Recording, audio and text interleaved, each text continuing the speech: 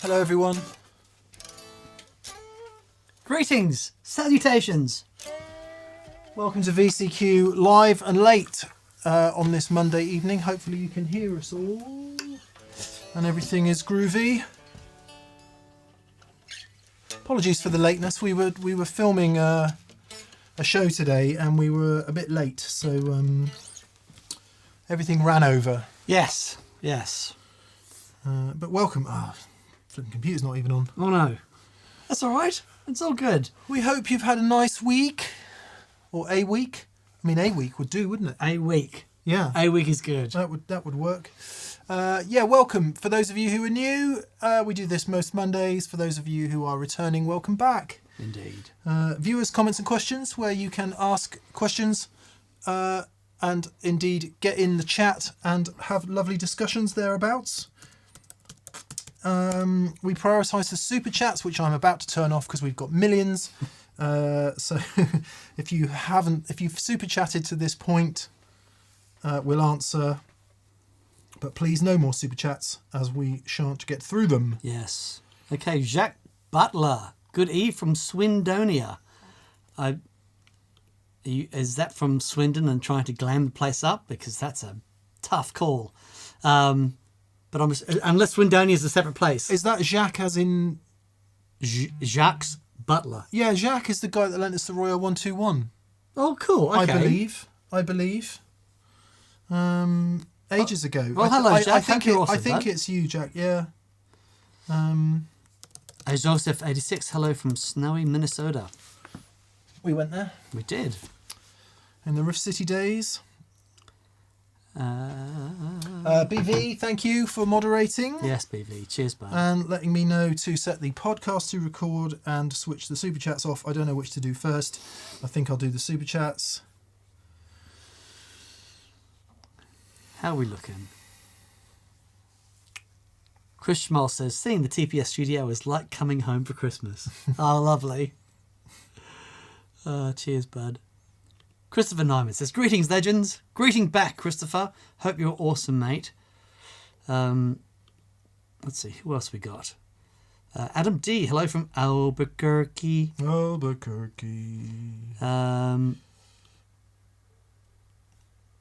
Let's see. Palomar Sound. Hey from Providence, Rhode Island. I'm taking some time from building pedals to listen in and say hey. Well, but really glad you could join us. Hey. TRT3R080. Greetings from snowy Finland. I guess all that area is now covered in snow, I'd assuming, because it's pretty much always White Christmas there. White Christmas all year round. Depends where you are, I guess. I guess up north it probably is.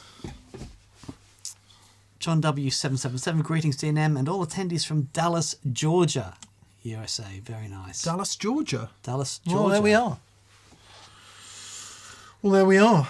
How lovely. It's always surprising.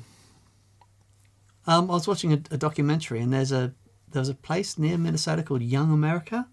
Right. Have you heard of that? Is there an age restriction on living there, do you think? I don't know. I think when you get to my age, they turf you out. I think you've got a few years left. Can I push you an inch that way? You can push me wherever you like. There you go. No, I'm happy. Okay. Thanks. Young America. I wonder if that's what the old Bowie song was about. Maybe. I spent 15 years of my career trying to... Phil McKinney, innovator and former CTO of Hewlett-Packard. He's advertising Remarkable. On our channel? Yeah, nice. Bless him. We like him. Brilliant. Come on, why doesn't the pause work? Gordon Rankin says, BV, thanks. By the way, you were the first to wish me BD. I'm assuming that means birthday. Happy birthday, Gordon. Oh, yeah. Happy birthday, bud. Assuming it is your birthday. Happy birthday. Hope it's awesome. Pal Bjorno says, hello from Norway. Hello to Norway. I did a gig in Norway once. And it was awesome. It was on a yacht in a... pulled into the side of, moored up, and we're on the yacht and played to the shore. It was brilliant fun. How lovely. Yeah, it was great. A little bit of housekeeping. We've had a cancellation for this Friday's Experience Day, this coming Friday, because one of the attendees, unfortunately, is unwell and can't attend. So there is one experience day live on that Pedal Show store right now for this Friday. Somebody may have already bought it, but just to let you know. And we're very sorry that Steve won't be joining us. We hope you get well. We hope you get well.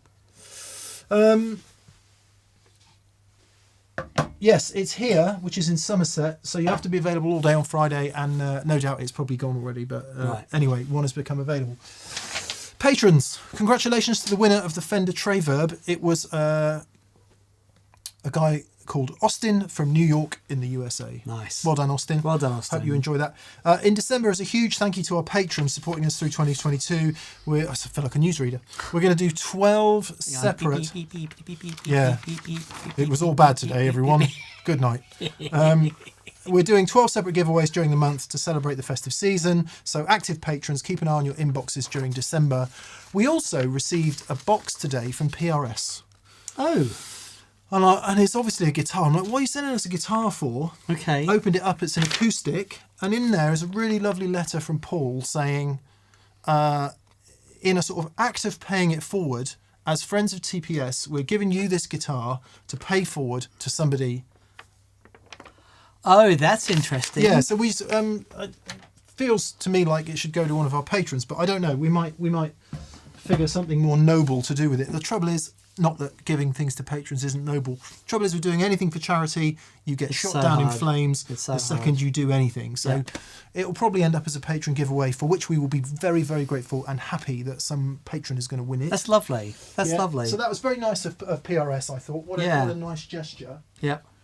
It is funny all of that, because somebody can often do something magnanimous and well-spirited, and then it just gets kicked all over the internet with all the bile that's It's really there. tricky.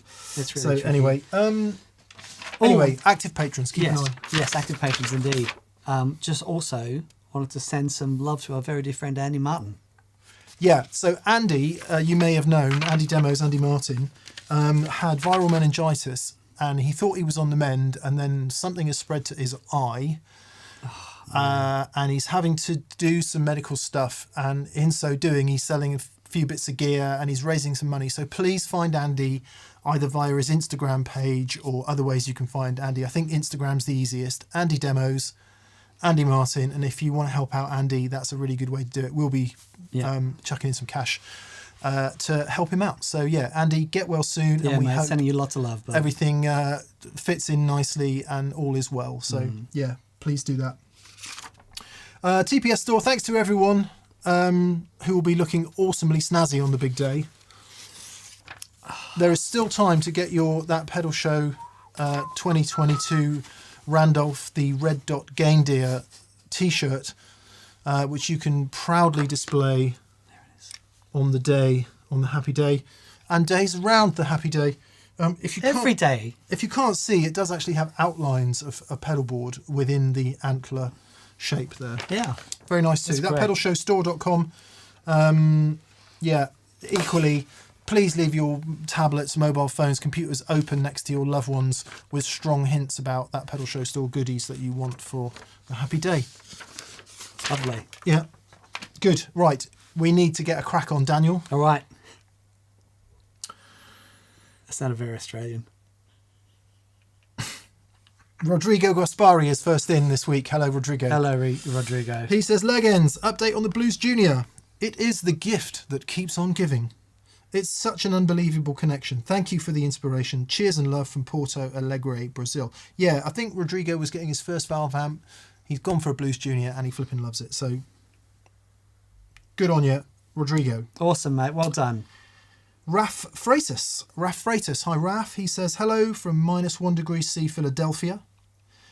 New guitar day, a black 1985 RS 430, as seen on the Pinheads audition in Back to the Future. Oh, wow. Crazy pro rockers trem, great 80s tone. Fantastic. Get on. Sorry, guys, you're just too damn loud. That was, what's his name? Huey Lewis. That was him on that, doing that. think he had a record out just recently. You knew it? Really? Yeah. Such a great singer, man. What a great singer. And then the solo in The Power of Love. Stevie Ray must have been big at the time because it's Right. all really glassy strat tone. Very nice. There was a gig that that Matt Schofield played with that guitar player years ago, and there was some footage of it. Ah. And he came down for a jam, and he was a fantastic. Who was it? Do you know? The guy from You Were Listening to News. I don't know his name. But No, I yeah, don't know it was his name. really very, very cool. Non-aligned. Thank you for your question. What's the best piece of advice another musician has ever given you? Oh, that's really great.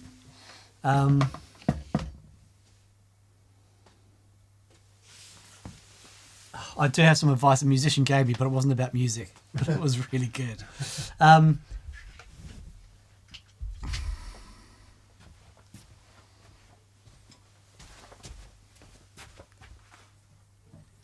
I remember. There was a gig I was doing in Sydney. And I was like 21, 22, and I thought I was awesome. And there was a bass player in the band at the time called Lindsay Jahan, amazing bass player. He's been a good mate for years. And I remember I was at, thinking I was funky and sort of in the groove. And he said to me, what band are you playing with? This is in the middle of the gig. He sort of swells up to me and goes, what band are you playing with? I'm like, what? He goes, because you sure as hell aren't playing with this one. Oh. And I went, no. And he went, and he looked at me and he goes, just relax. And I'm like, okay. And then I had two choices there. I could have got really peed off with him, or like, because he was amazing. I'm like, I want to see what he's on about. And then like for the next 2 years, I was like, every couple of weeks I spent a day at his house listening to records and going through music and stuff. Oh, and so you became friendly. We became really, really good friends. And yeah, I mean, that's what I remember him saying. It probably wasn't as bad as that, but it was like the advice that he gave me sort of helped me to relax a little bit, and and it was So just relax. just basically, relax, is the- just relax, Yeah, and name drop for mine, Robin Ford, who said, and it was to me, but it was also in an interview. When you practice, but when you play. Oh, that's nice. So the idea is, if you do your practice and be studious about it and everything, but when you go out to play, stop practicing. Yeah. And stop trying to play stuff that you can, where you're thinking about it and your mind is engaged. And it's the profundity of the statement has become more so the older I get and the more I understand about not being in your head too much and being in the moment. And that's what he's saying. He's saying when you're practicing, it's fine to be in your head thinking consciously about these things and trying to work them out. But when you play, you need to turn that off and you need to just play. And on the times I've managed to channel that, it's been valuable advice. Normally I'm going, oh my God, I can't remember the difference between 11 and 13. On my last gig. Anyway, thank you for that non-aligned. Whit Anderson. Hey, Whit. Woo! Very good. He's already said it. +1 data point for the Marshall Deep Dive. I downsized to a 20 watt SV20 and a closed back cab 212 with greenbacks. It sounds and reacts very similar to the 87X. As expected, lower volume to break up and less woof. Much love from Woo. Oh, nice. Yeah, thanks. Funnily enough, I said to Dan, with the tenor of the comments on that video, if you haven't seen it, we compared JCM 45 and the 1987X amps on Friday's show, and quite a lot of useful comments came in on things that we didn't do that we will do in a follow-up called 5 Things You Asked Us to Try with the 1987X, because there was a few things specifically that we will do. So yeah, that'd be great fun. I'm also, funny, I had a email today from Adam. No. Sorry, my brain's doing 8 things, which is why I can't remember. Adam Sweet. Hello, Adam. Yeah, I don't suppose you're watching this, but Adam's a really good artist, lives around these parts, I think. Paddy plays with him. Oh, okay. And he said he's in possession at the moment of a late 60s small box Oh. in pretty good shape. Oh. And the idea I've had is that I wonder if we can mod our 87X back to that. Because apparently ours isn't based on late 60s, it's based on early 70s, which was much gainier, much more aggressive. Right.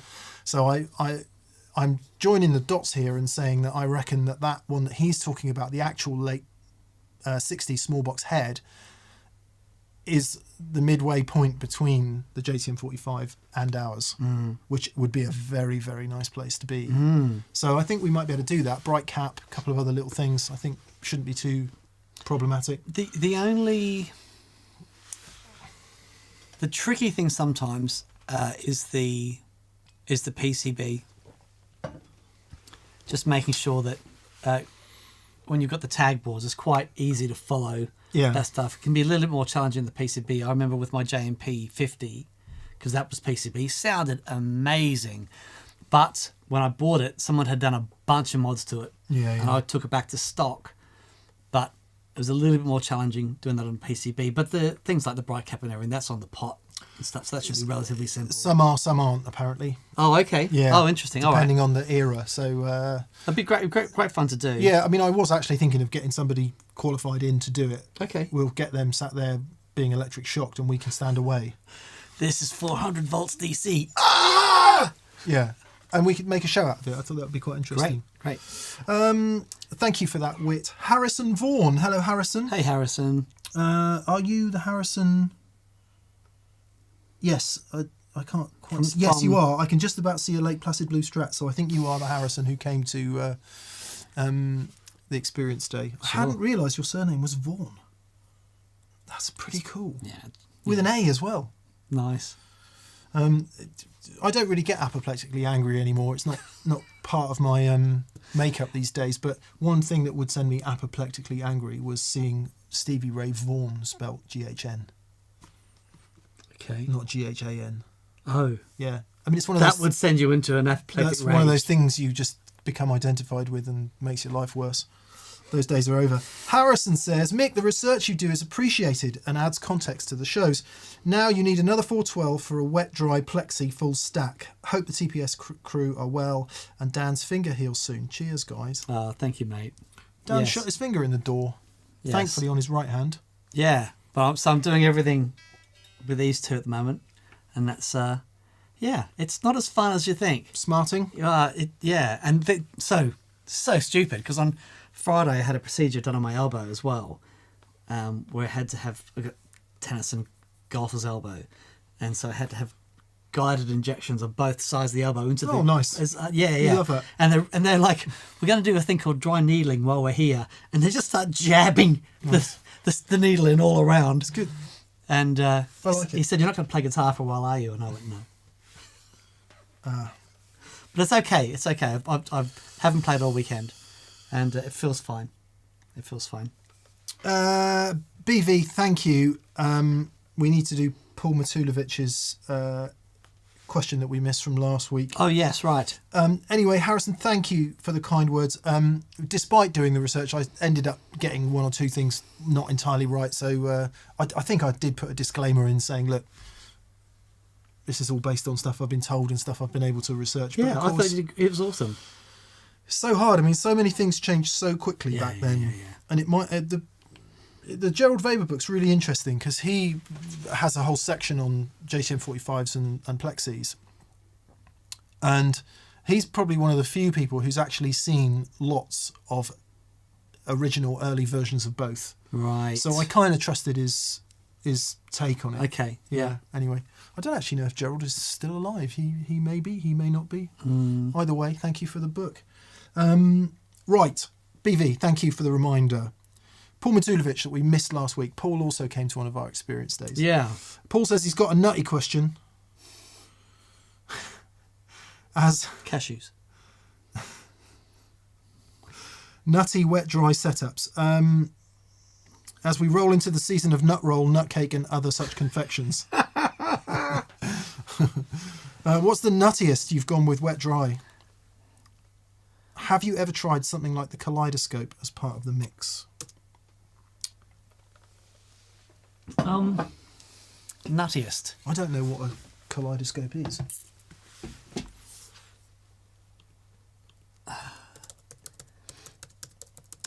I mean, doing a wet, dry, wet with... But Oh, it's the Jupiter effects. That thing. Oh, yeah, right. It's awesome. There it is. Yeah, yeah.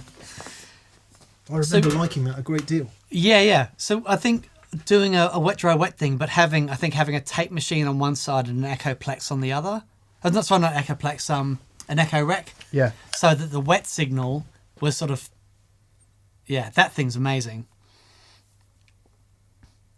You can talk, Dan. Yeah, yeah. So that's it's like, was it pat your belly and... Yeah, no, you can talk.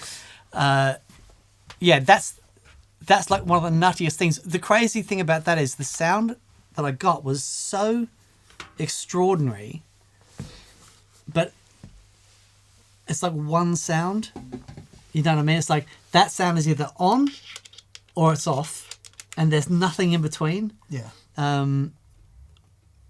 But it's quite a magic thing, a blend of a real tape machine and a real Echo Rec. Yeah, that's the nuttiest I've gone. Mine would be my current setup, which is two rocks, which is nutty in anyone's world. Yeah, yeah. A TS1 and a CRS, which, you know, I don't know how we got here, but we're here. And two rocks, a CXM 87, a 61 Strat, a Klon, Future Factory, incredible handmade effects by amazing humans. You don't want to think about it too much. No. What it has done actually is I've relaxed so much about gear. Right. That's interesting. You know, what do you do when you get to the top of the mountain? I mean, it's not quite the top of the mountain, is it? Because I haven't got a Dumble and a whole rack of You've got vintage as guitars. close to Dumble as is humanly possible. It's the top. I don't wish to climb any more Mount I No. now. I'm at the top of my own mountain, and it's like you can just relax about it all and use the stuff, and then but the next day use a Blues Junior. It's like I'm just as happy. So Yeah, you've got to go there to come back, though, right? yeah, exactly that. The Yeah. road of excess leads to the palace of wisdom. That's beautiful. Yeah, well, it's not me, is it? It's some famous poet. All right. Yeah, it's not Shakespeare. The road of gas leads to the palace of wisdom. Yeah, yeah, That's very good. yeah. Well, the road of gas can lead to a massive deflation, of course. Right. Yeah, Yeah. but But the interesting thing is, though, like I remember when the TS1 arrived, you know, and Joe was doing the gigs and plugging into it, and you plug into it and it goes, yeah, we've been looking forward to hearing it for so long, and you plug it in and you go, yeah, it's an astonishing guitar amp, and everything that's loaded in it sounds great. We've got loads of amps that sound really great too. yeah. You know what I mean? And so, but once you've experienced that, you go, yeah, that's really cool. And then it's like, it ticks that box, and you're no wonder thinking, yeah, if I just get that thing, then everything else is going to be, you know. I am genuinely done. Yeah, that's great. I feel that there is one piece of jigsaw missing, and that's an SG. Yeah. But, yeah. And that is you know, it's not required, it's not needed, but that's the last little tick for me. Nice. So maybe next year, I don't know. Wastel 10 or Wastel 10. Hi Toes, I want to thank you for your language. Even as not a native English speaker, I can understand every word you say. Well, that's kind of you. We do get comments from people saying please do subtitles. Oh, okay. But I think YouTube can do that automatically a bit now, so That is very interesting. yes. It's a psychological question. Why does the other guitar guy in the band always have a better sound? That's so interesting. Never known it yet. That's just for the clarification of the video. That is a joke. Yeah. There's a big difference between playing your guitar and hearing your guitar. And when you're in a band with someone else, you're always hearing the other guy. But actually, it's a real skill to separate what you're playing to what you're hearing. Yeah, you can't. If you think about your sound when you're playing the guitar, you're not playing the guitar anymore. Exactly. You're thinking about your sound. Exactly. But when you hear the other guy that isn't connected to you, it's like it's a different thing. You might also be getting a better mix Yeah. because they're over there. And yeah, I mean, hearing the other guy at all would be good. Because in the TPS band, I can't blimmin' hear you half the time. Really? Well, no, because you've got Doug and Paddy and Andy Timmins in the way. Yeah, that's a blessing, mate. Yeah. That's Actually, there have been it's a Christmas miracle. There have been times I've not been able to hear you. Really? Yeah. Okay, I'll sort that out. No, there's no requirement for that. But other times where it's lovely and loud. Yeah, I think it's a really interesting question. I would say stop thinking about it immediately and try and connect with your guitar, which is really boring, but It's might be less disappointing. Yeah. Yeah. It could also be just that very, it's a better mix. You're just getting a better mix. Yeah. Ran there. Hello, Hey, Ran. bud. Munificent Dukes of Tone. This week, I am in Sweden. Yeah. Any cool shop recommendations in the Göteborg or Stockholm? Also, any cool clog stories? You bought clogs? I've got a cool clog story. Actually, I've got one vicarious cool clog story and one actual cool clog story. Okay, I have no clog stories. So No clog stories. Yeah. Do you know any good shops in Gothenburg? No. Is Effect Peddler in Gothenburg or is that in Denmark? I got no idea. Oh, that's good. You tell the story. I'll search. And there's these Go to 11, I think are Swedish as well, but I don't know where they are. Which is probably no help whatsoever, is it? Clog story number one. My friend Pippa used to work for Queen. And Brian May genuinely wore clogs all the time, even up and down the stairs in their office. Right. Yeah. I think there was more to that story, but I've since forgotten it. I once drove a motorhome to Slovenia, and on the way through Austria, I have misquoted it in the past saying it was Switzerland, but it was actually Austria. I bought some Swedish clogs made of cowskin. Denmark. Effect Peddler. Yeah. So where's these Go to 11 then? So there you go. Story. That's about as good clog story as I have. Do Morris dancers wear clogs? I saw some Morris dancers once. Okay. Yeah. I saw Morris dancers in Frome. Yeah, right. It was so random. It's weird. These go to 11. Oh, it's somewhere near there. Stockholm, Sweden. Yeah, okay. There you go. These go to 11 in Stockholm. Stockholm, let me go home. So Dan saw Jason Isbell this week. That was my Oh no, I got it. How was it? It was extraordinary. I'd hoped it was going to be amazing, and it so rare are your expectations surpassed. And I didn't want it to end. Just didn't want it to end. It sounded so good. Shout out to Sadler Vaden. So Sadler got hold of me 6 months or so ago and wanted a G3, and so He plays guitar in Jason's band, right? he does. In the 400 So unit. he's in the 400 units. What's his name? Sadler? Sadler Vaden. Sadler Vaden. Okay. And far out, mate. They've been playing together for 10 years and touring lots, right? Yeah. They just sound extraordinary together. All on campers? No. Oh my goodness, no. I'm joking. It was I'm loud. joking. It was loud. Yeah, of course like it was. Proper.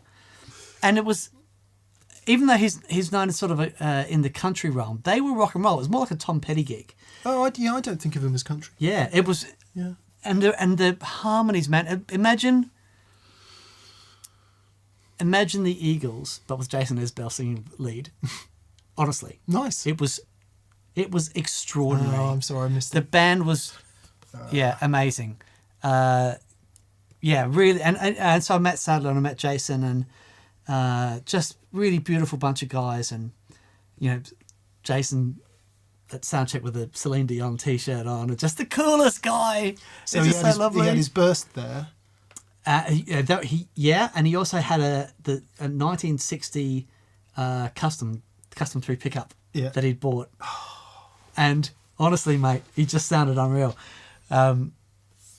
Extraordinary gig. If you get a chance to go and see Jason Isbell live, Do it. man, he's as far as singer-songwriter guys go, he's one of the best around. But far out, what an incredible guitar player! Just melody. Everything was melody. Yeah. And then but with flair, was just extraordinary. Really extraordinary. Like Lions, we want to send you some love. He says, I've had to put my dog down. Had her since 18. Her name was Lola. We've had an amazing 12 years together. I have a lot of love for you two. You're both more than just two guys who talk about gear to me. Oh, mate. As dog owners, we send love to you, mate. Oh, buddy. We send love to you. Yeah. So everyone send some love to Like Lions. Simon says it would be really cool if you got a TPS fan or subscriber on the show. I'd like to see how you guys go over one of our pedal boards. Funnily enough, we did talk about that. Right. So the guy I sold the Jason Isbell telly to is a guy called Charlie, and he lives not very far from here, and he had that exact suggestion, and I said to Charlie, actually, I think that's a really good idea.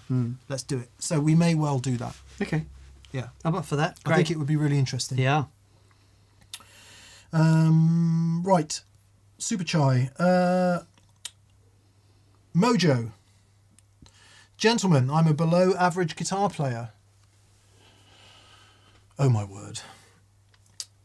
But a great singer, so I'm told. Oh, okay. I've got studio work, but I can't go on stage because I have horrible stage fright. As a singer or a guitar player, or just as in general? Sounds like both. Okay, all right. Any suggestions? Oh man, it's so tricky. So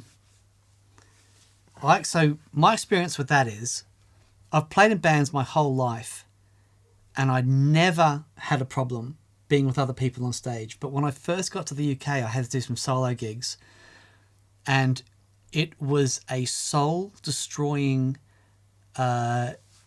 A bit of me died every single night I had to do it, and I had to slam 2 beers real quick before I went on stage, just to, I was playing the backing tracks and stuff. It was the only gig I could get when I first got here, and I needed some cash.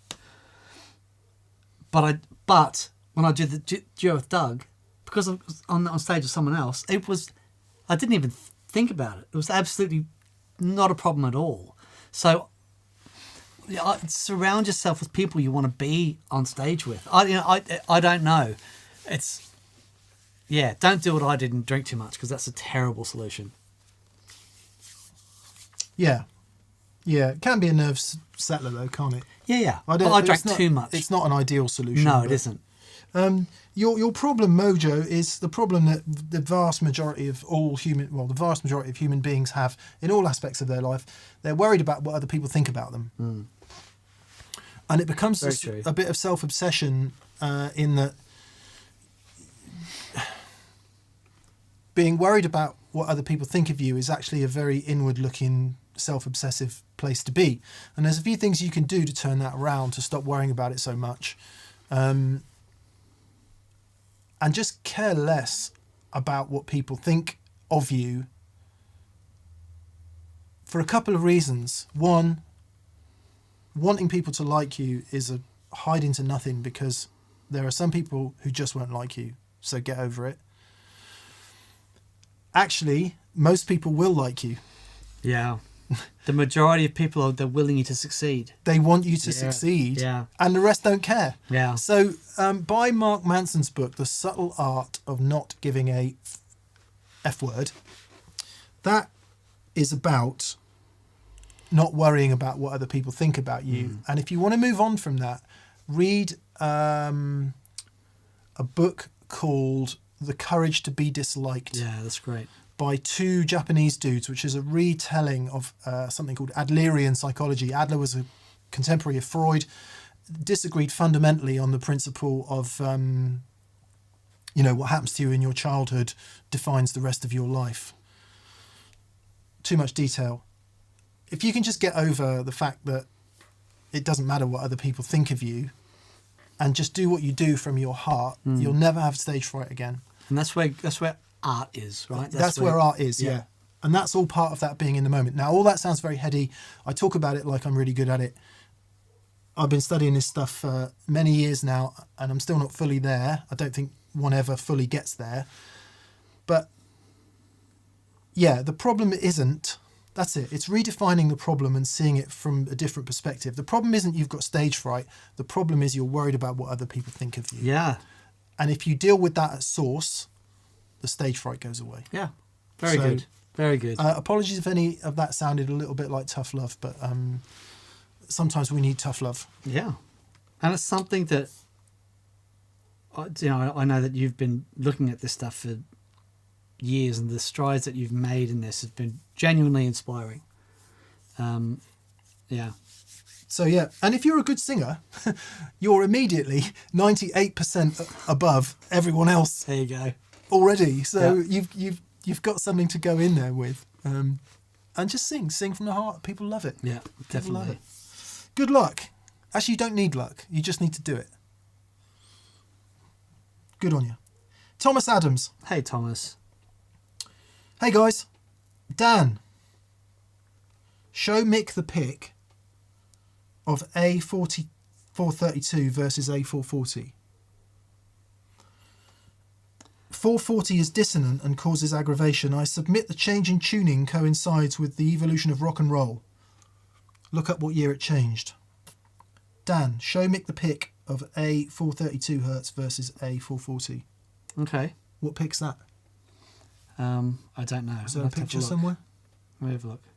Is it something you posted on social media? No. Well, I like the sound of 432. Yeah. I don't go in with all the conspiracy theory, but I do like the sound of 432 in a big way, actually. But then I like E flat. Yeah. And when I say I like it, I'm not saying it's better, and I don't think it is better. It's just I like it. That's all right, isn't it? Yeah. Is Yeah. that-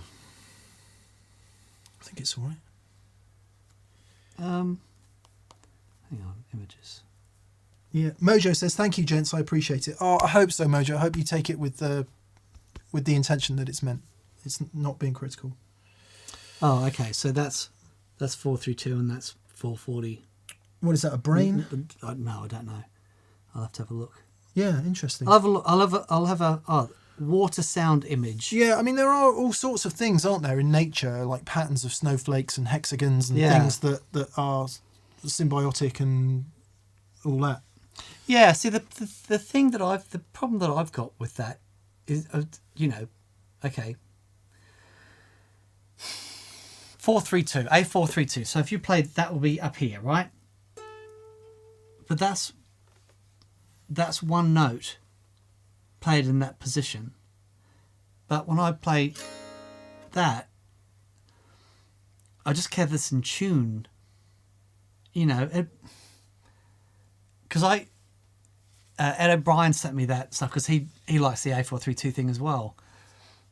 And it's groovy, but it's like, it's only 432 is there. So if I was only ever going to go, then I'd get it. But I'm going, Yeah, well, I suppose it makes the biggest difference on open strings. yeah, but that, And does it have a difference with the harmony and resonances of chords, for example? It might do, but it doesn't change the fundamental issue with the guitar that nothing's in tune, because all the intervals are relative, whether you're in 432 or not. But is your intonation the same in E flat as it is in E? It won't be. It's not. No, it's not. But it's different. It doesn't fix the problem of the relative thing. I wouldn't. No. I'm not saying that at all. I think the argument is that the harmonics and the resonances are more pleasing. Okay. I'm not saying they are, just for the record. The reason I like E flat is when you hit the open string, E, it's a half a step down. Yeah, it sounds goes, massive. whoa. Yeah, it makes a Strat sound like a tank. Interesting. Yeah. Cool. Yes, sorry. Leggins says, Tone Dragon. Hello, Tone Dragon. How do I run my Diamond Memory Lane Junior out of the front of my deluxe reverb into the effects loop of my JJ Junior combo? Currently running it wet dry. Hang on, sorry, say that again. I think Tone Dragon wants to plug in input 1 of the deluxe reverb, come out of input 2 in the same way that you would a 4-input Marshall. And go into the effects return. Yeah. It's okay. going to cause you a knot of that into a effects return of a different amp. Yeah. And that's... So... Phase. Yeah, but not only that... Ground loops. Yeah, but not only that, you don't have a preamp. Coming out of that, like going in, but coming out of that, you haven't gone through a preamp section yet. No. You'd have to come out of the effects send of that amplifier and then into the effects return of the other one. But it doesn't have an effects send, unfortunately. So, yeah, so just plug into the front of both. And or split the sig. Yeah, because you're saying currently running it wet dry. It's the same result, isn't it? If you're running it wet dry,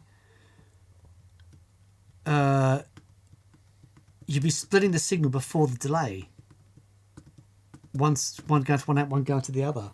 Yeah, it sounds like what you want to do is what Dan just said, and basically, if you had, like the way Andy Timmins does it, for example, with his 2 Lone Stars, because it has an effects loop, he can use the preamp of 1 amp. Yeah. To be the preamp essentially of both amps. Much harder to do that on a deluxe reverb because it doesn't have an effects loop, and as Dan quite rightly said, coming out of input 2 isn't going to do it for you. So, yeah.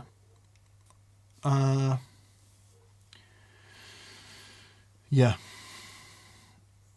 The other way you could do it is if you got a deluxe reverby preamp or pedal, such as the Crazy Tube Circuits Crossfire. Yeah, nice. Such as something that Simon Jarrett from Kingsley makes. The Blackbird. The Blackbird from Effect Road. And then what you'd then do is do your split on your pedal board out of the Effect Road and then into the loop return of the other amp. But you can't just come out of input 2. Yeah, it's a tricky one. Let me have a think about that. I'll have a look at some options, and I might get a signal path together and post something on Instagram. I'll have a think. Lulu says, Mick, which other guitar do you think sounds like a tank when tuned in E flat? Well, all of them. I mean, Slash famously tuned to E flat for a while there. Lots of people have over the years, but it as a Strat player, it does something very specific to the sound of a Strat, and it turns it from this thing that you know into this other thing you know, thanks to Jimi Hendrix, thanks to Stevie Ray Vaughan, thanks to all the other people that have played half a step down. Van Halen, didn't he play down? Did he? I think so, for some of the stuff. Not Okay. all of it. Not all of it. I'll probably get kicked down the comments section. I'm sure he did some stuff.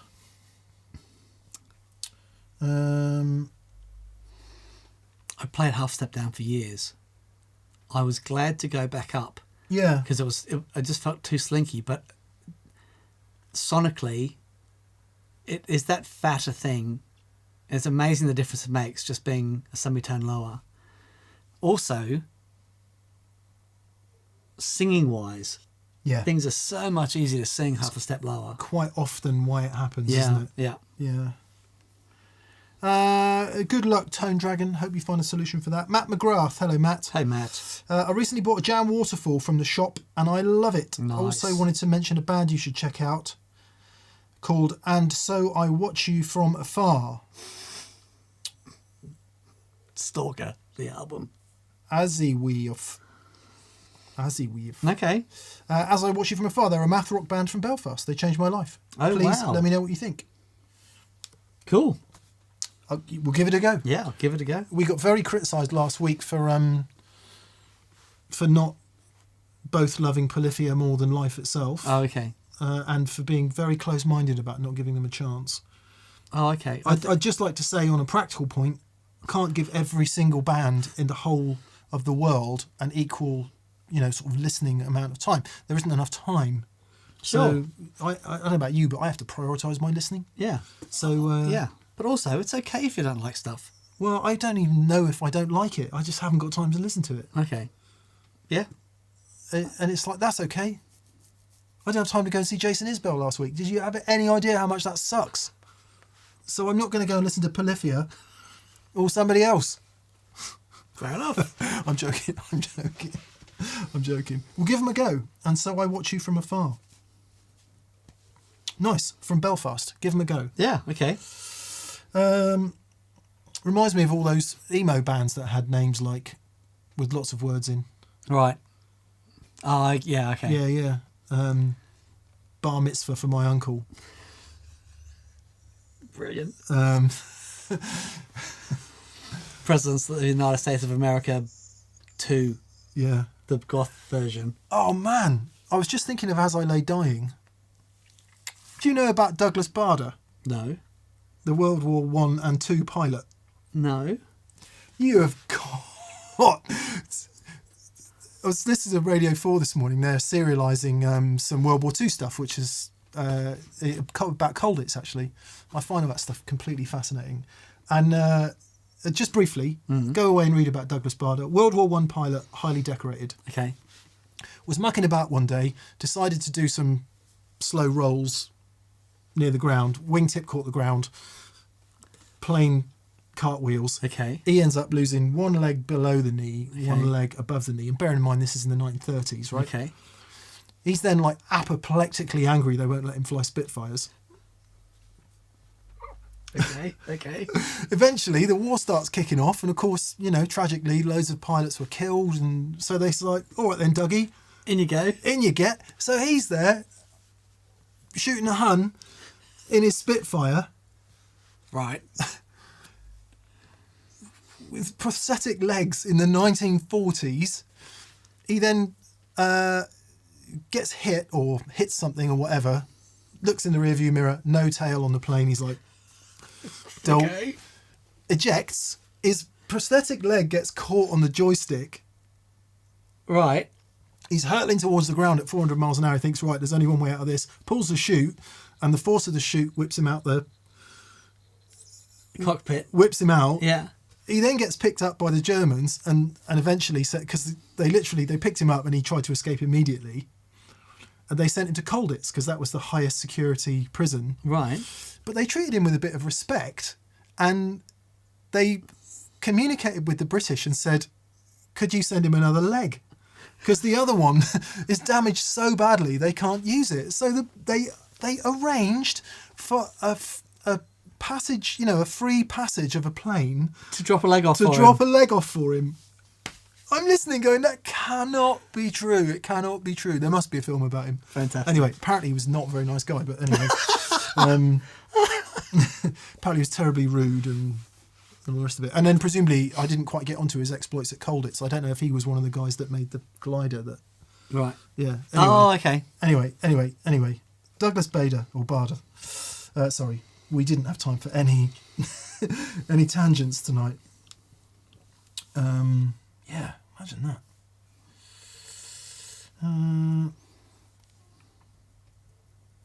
Tony London, please don't say he lost an arm.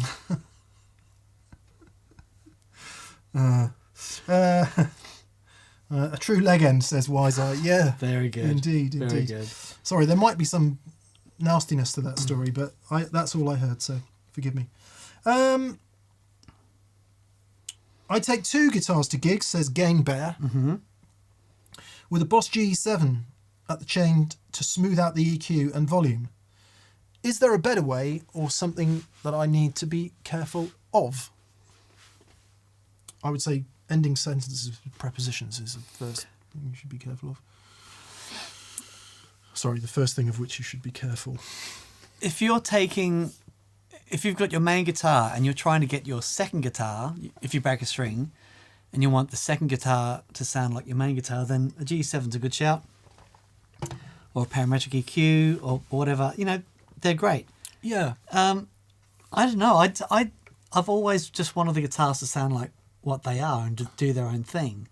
Yeah. Um, I suppose it depends how radically different the guitars are. So if you've got a blonde maple neck 50s Telly and a Schecter Omen 8-string, yeah, right. then maybe those guitars do need balancing up a bit. But Dan and I both like kind of classic vintage spec guitars, and whether it's a Lester or a Telly or a Strat or a 335 or whatever, like he said, just sounding like the guitar it should be. If you've got your whole stuff set up open and kind of ready for that, it shouldn't be a big deal. But it does make a big difference if you've got one guitar with like traditional Alnico pickups and then one with really modern active ceramic. Or even just a high power ceramic can sure. be a big deal. So, and the other thing is, it's important that you like the sound of both guitars. Yeah. You know, it's... Yeah, it does say, work. It does. If the graphic is doing the job for you, great.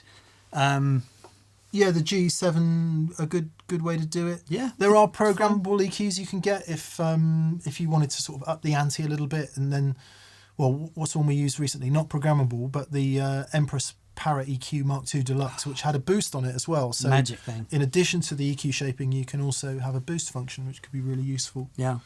The other thing, if you didn't want to use the EQ, you could use essentially different always-on overdrives. Yeah. So it might be or one always-on overdrive and not. So, for example, if you had a Strat, you might want an always-on EP booster or an always-on, I don't know, Hudson Broadcast. To give it that kick. But that's not required With for the your second guitar. other guitar. Yep, that works. And therefore you could shape it a bit. So essentially what you're doing with the EQ, but actually with an overdrive pedal. Lulu has just asked, what is the timer for in the background? Apologies. That is the dB meter, which we use when we film. I'm going to turn it off. I'll get a little sign together that sits underneath it that says dB meter. Yeah. Or we just let the magic continue. Let the mystery continue. Yeah. Like Joe Bonamassa's microphone on his pedal board. We'll let the magic, we'll let the mystery continue. Jay Mayer says, hello from Tulsa, Oklahoma. Living on Tulsa time. Oklahoma. Ruprecht. I almost never get to catch you live. Thanks for the show. Among your many talents, Mick's ability to balance his spectacles on his forehead without a second thought. It is. I tried to do that in the show that we swapped bodies. And it's difficult. Doesn't work? No, you don't have the... Obviously I don't. I must have a... It's my giant furrowed brow from years of worrying. It's your hench forehead. It's so muscly, you just flex. It's all the worrying I've done over the years, mate. It is really annoying, and for the people it annoys, I apologise. It's because my distance vision is perfect, right, and my close vision is rubbish. They're nice glasses, though. Glassesdirect.com. They're very nice. Polaroid. I want to find some glasses that Brains from. What's it called? The Thunderbirds. Yeah. I want to get some really big. Some big ones, yeah. I like Jay Blades on The Repair Shop. I think his glasses are really cool. Okay. Did you ever watch that? No. It's a really nice program. He's got. I think you'd like him. Okay, I'll have a look. Yeah. Right. Swiz 871. Swiz 871. Hello, Legends. First ever live gig went great. Oh, well done, mate. Yes. Awesome. Mojo, take some inspiration from Swiz 871, who did his first gig this week. No one noticed the mistakes. Thank God for Overdrive. There you go. It's the gift that keeps on giving. A generous balance of the Scarlet Tunic and the Analog Man Sunface. Thank you for pointing me in the direction of those two. Fantastic. Awesome, man. Well done, buddy. Congratulations. Hope you got at least some of that sort of visceral awesomeness. It's that thing that unless you've done it, you can't explain it to anyone else. Yeah. You know, it's a big unifying thing. If you're a musician out there playing in front of people, it's an amazing experience to share. Lovely. Well done, bud. Shawnee is Cubs fan 1. Shawnee is Cubs fan 1 says, greetings from Chicago. Sweet home. I'm looking to get some of that Gary Moore Parisian Walkways type of sustain. Right. I've got a Les Paul and a Victory RK50. How would you guys try to achieve that? Just turn it up. Turn it up. There's Really so much loud. lovely gain in that RK50. Yeah. He's one of the loudest guitar players I've ever heard. Gary Moore? Yeah. Yeah. And Just brutally loud. that whole thing about tone being in the hands and stuff, he was such a fantastic guitar player. It's astonishing. Astonishing. He's one of those people who could not play out of tune. No. And yet his attack to the guitar was massive. Yeah. So if turning it up, and what can happen is if you're playing at low volume and you want the sustain, if you turn the preamp gain up too much, it can start to get a bit fizzy. What will really give you the vocally mid-rangey sustain is something like a tube screamer. Mm. And as long as it doesn't knock too much high end off, because you want a bit of that as well, you should find that gives you enough throat to really give you, well, even at low volumes, endless sustain, especially in the RK50. Check out Pedal Jams tomorrow, which isn't called Pedal Jams anymore, it's called New Pedal Day, where we do the new Origin Halcyon, Oh, yeah. which is a take on a tube screamer, which is really nice. Really, But there's really plenty of others. The new Wampler Moxie, or the newish Wampler Moxie. yeah. Where are you? Yeah, probably a much more sensible choice for you, being in the US. Check out the Wampler Moxie, because again, it's got a couple of little things on it that mean you can add in some high end back to it. Sure. Which a classic tube screamer might get rid of too much. So Yeah, it's really great. do that. Yep. Called a tube screamer for good reason. And thanks for the Gary Moore shout out too. Yeah. Bless him. Michael Giliberto. Hi, Michael. I'm having a mixed language day, I see. So, ciao, muchachos. Indeed, I think I wrote Bongiorno in the intro today. Oh, nice. Yeah. Nice. It's a sort of mix of Italian and Spanish, I think. Buongiorno. Giorno, I think. Buongiorno. That amp show last Friday was terrific. The headbone greatly reduced sources of variability. More, please. Cheers from CT, Connecticut, to the TPS family. I said this to Mick. What was awesome about that, I had expected there to be a lot less difference using the same cab. Yeah. But I was like, oh man, So they different. really are chalking. Why did the elephants. fuzz sound so bad? I was going to stop while we were doing the video, but I thought, no, it's too much Well, hassle. we didn't. What was wrong with the fuzz? The button on the side, is it a boost or is it an input impedance? Or- It's input resistance on the side. So if you have it all the way up full, Yeah, well, I don't know because I don't know that pedal intimately. But like anything with fuzz, you can 10% difference is the difference between winning and losing on a fuzz. yeah, but there was no cleanup. When we used it before, it's cleaned up great. Oh, okay. I don't know.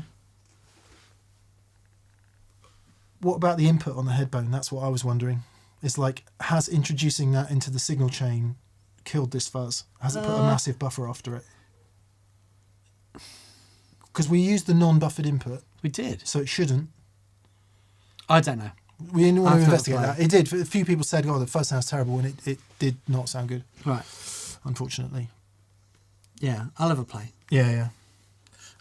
Anyway, thank you, Michael. PSD Mikey 169. PTSD Mikey, Photoshop maybe? PSD? Post Oh, that's good. stress disorder Mikey 169. New amp day, just picked up a 65 Deluxe Reverb reissue. Lovely. A perfect pairing with my telly. I'm truly living on the edge of breakup. Thank you for making the tone journey easier to navigate. Nice one, Mikey. Oh, well done, mate. You're so welcome. If you haven't tried it yet, mid position, about 3 or 4 on the bit of reverb. It's the sound of soul rhythm guitar. Yeah. I love it. Yeah. It is wonderful. And funk. Steve Mass. Hello, Hey, Steve. You get a mention in tomorrow's show, Steve. We have some Mass effects on. Oh, yes. And I keep wanting to call the guy from Mass Effects Steve because of you. Anyway, almost feeling back to life and semi-retiring at the end of the year, so I hope to record some music soon. Thanks, guys, for all the inspiration. You're so welcome, mate. Good one, Steve. Hope you get recording. Yep. John W777. John W777. Loved the show on Friday. I played a 1987X and opted for a Friedman Runt 50. I lived in an apartment at the time. I want an 87X again, God help me. And the neighbours. The cash treats are for the pedal pooch.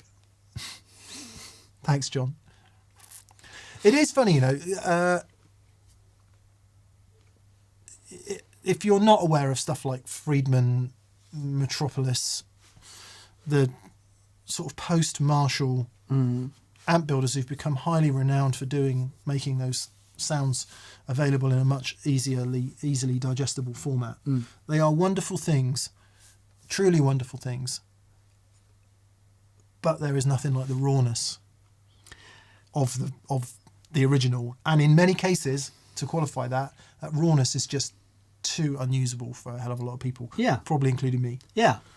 You can see it sometimes is something that people will want to filter out, but it is indeed that thing that can make it quintessentially Marshall. So, you know, one of the things switching between the JTM45 and the 1987, and you can see me visibly wince every now and then it goes to the 1987.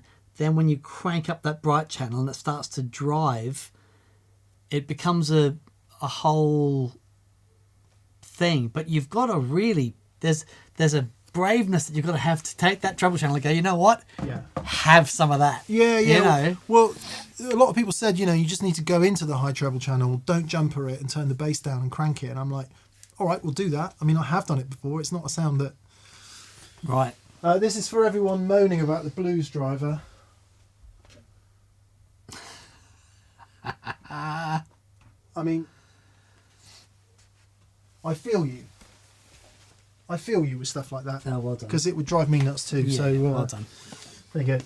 We've straightened up the blues driver, and there's horrible reflection as well. But you know, I can't be worried about that now.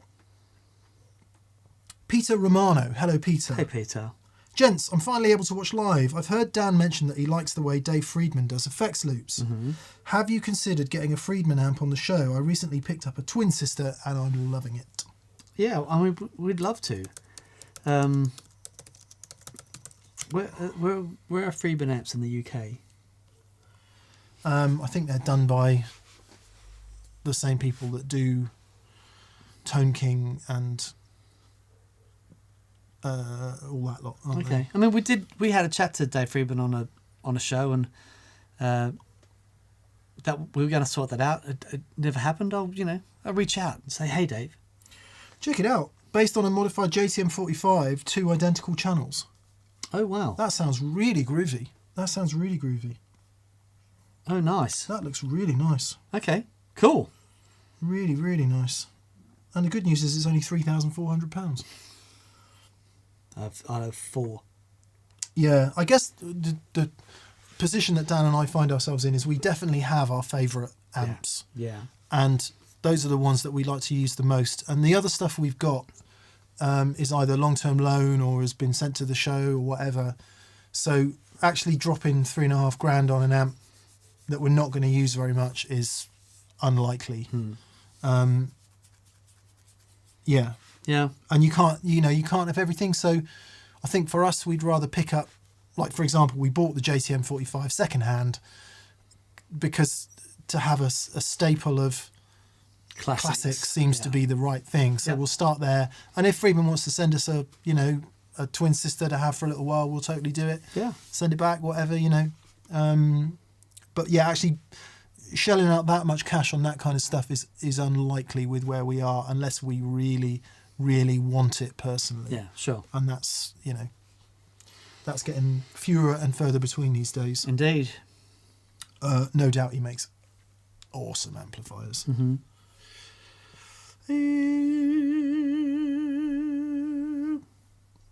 Chris Quinn. Hello, Chris. Hey, Chris. To your point last week about chasing the sound, Jimmy Page was my beacon 40 years ago. He is a landscape. So there are right sounds, not the sound. Yeah, the broadness of his sounds on his albums are just epic. And he used everything. It's really interesting. I remember watching interviews with him. Actually, a really early interview when he was still doing all the session work with Big Jim, Little Jim, all that stuff.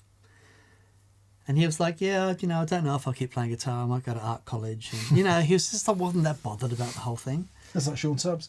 Yeah, right. But he just used whatever worked. And he had the skills and the chops and the ear to recognise what did work for a particular track. But also, there were loads of times he just went, I'll just plug into the desk and turn it up until it distorts and we'll use that. It's an interesting point of context, isn't it? Because for sure, Jimmy Page, Jeff Beck, Eric Clapton, go back to the early 60s when those guys were cutting their teeth. Of course, they had their various things that inspired them. And maybe in Clapton's case, he was trying to be that. He was trying to be B.B. King or Freddie King. Oh, that's interesting. Maybe he was a little bit and managed to find his own space within that. But I don't think those other guys they weren't weighed down right with the weight of rock and roll legend that we are today. Yeah. So they were all freer. fresh. Yeah. Yeah, that's so interesting. Of course, we could be freer if we decide not to weigh ourselves down with rock and roll legend. But I think you could make the argument that stuff was unique. Yeah. When when he did whatever it was, Ramble On or whatever it is, it was unique and it was new and it was different in the same way that Hendrix was a bit later. Although, no, same time. It's very hard to do very much on the electric guitar now that is truly unique, that doesn't sound completely alien. Yeah. Which isn't to say there's nothing new. It's much harder to be in a vacuum these days than it was back then, I reckon. But I don't know. I can't think of a question tonight, says Elliot Green. Hello, Elliot. Hey, mate. Elliot also came to one of our experience days. So just a quick thank you for the high quality work you put out. Friday's video was awesome. What better way to kill an hour than listening to Crank Marshalls? Yeah. Nice one, Elliot. Hope you're doing all right, mate. Zachary Manzanetti. Howdy from Sacramento, California. I'm currently looking for recommendations on pedals to help me get a Mick Ronson type tone. What should I be looking at? Thanks as always for the great content. And I'm burping. You need a wah and you need a tone bender. Boom. Turn it up to get a Marshall half stack cranked. Get your wire and sort of cock it in position, pre and post. He used both, but I think post as a filter. He'd just find that position and sort of leave it there all night. And he'd spend quite a time just getting it in the right spot, and that was it. Don't touch it, it's going. Yeah, it's amazing. Yeah, if you can't crank your Marshall half stack, just use any amp and a tone bender and the cocked wah. Yeah. And that'll get you part of the way there. Yeah. He was amazing, man. He was so good. And the producer's ear. Yes. Yeah. Yes. Yeah. But yeah, the vocal mid-range is what I would always associate him with. Yeah. It's a brave sound to play with Yeah. because there's no hiding from that. Yeah. Was it a Les Paul Custom you played? It's a blonde one, wasn't it? I can't remember. I'm trying to think of the film clip to Gene Genie. Yeah, it looks like it. Stripped Les Paul Custom. Right. Nice. Yeah. Wonderful.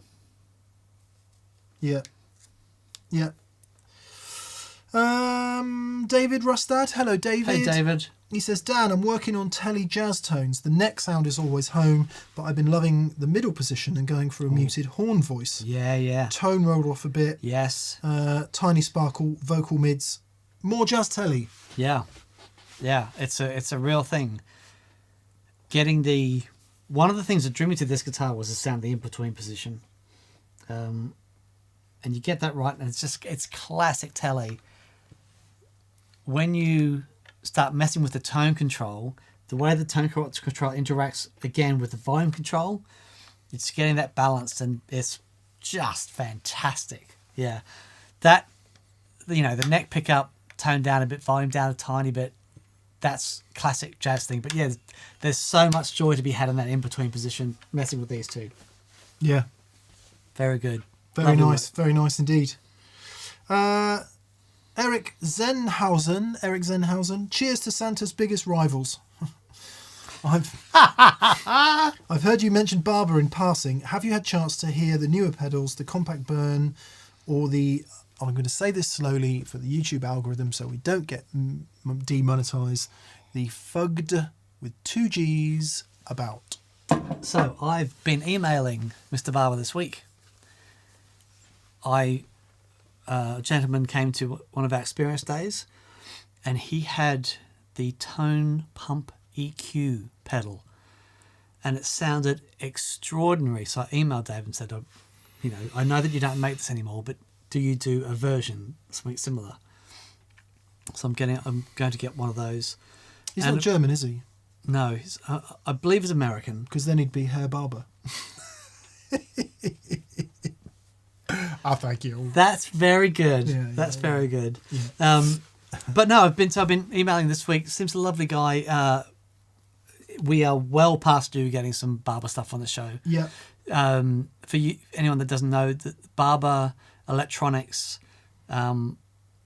if not the first, one of the first, and certainly the person that made it popular, a compressor with a blend control, the Barber Tone Press. Just a really wonderful sounding compressor. So hopefully be getting some more Barber stuff getting some Barber stuff on the show soon. That would be nice. Yeah. That would be nice.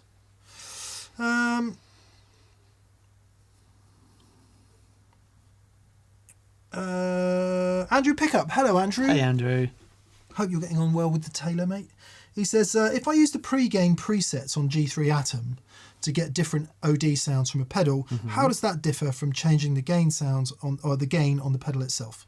My pedals are an Amp 11, RC Booster, and a Ryra clone, among others. So it depends on how the gain is achieved on the pedal. What you're doing with using the preamp on the Atom is you're increasing the level of signal going into the pedal, which means that the signal will clip, the overdrive signal will clip earlier. It's as if, you're basically increasing the signal from the guitar. The guitar becomes louder, the signal's clipping earlier on. If you've got a,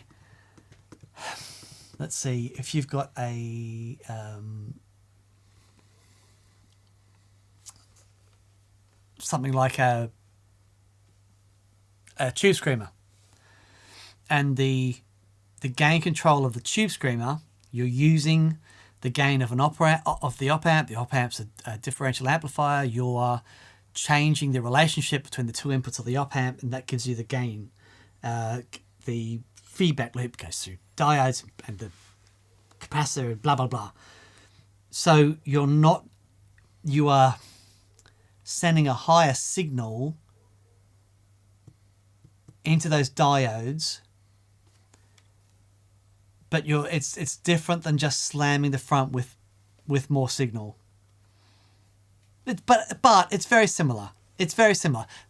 Long story short, yes, you can achieve a lot by having different overall input levels into your overdrive. It's certainly one of the reasons that we put that there. It just gives you more breadth. Yeah.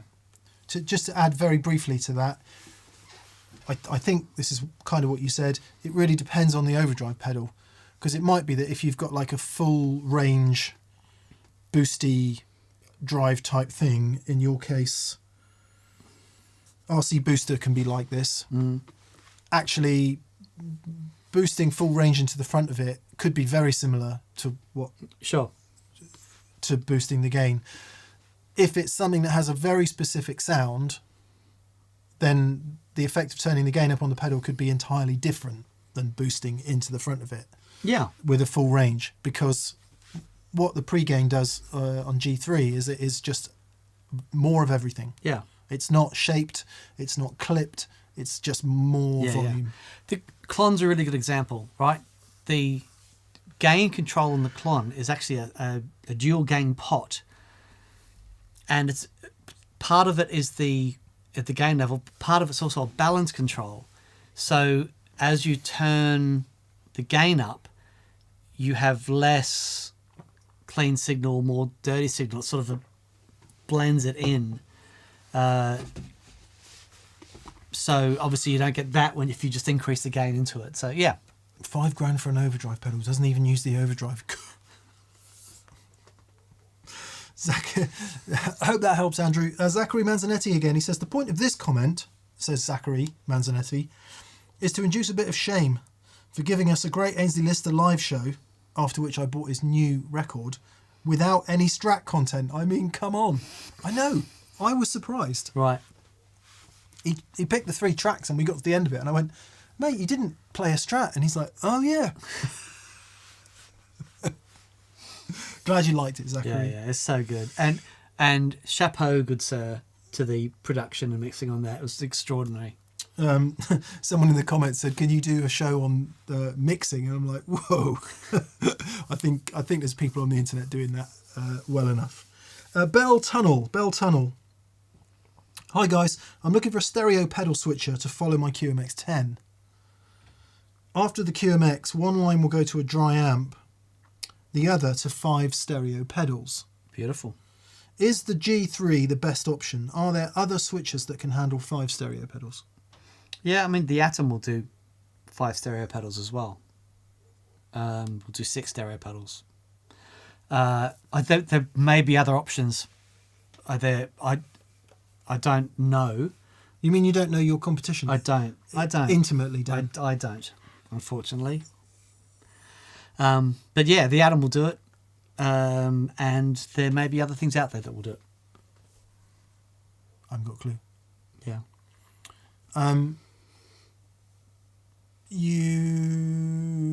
I guess chaining them all up in a line would just be a capacitance and noise nightmare, would it? Possibly.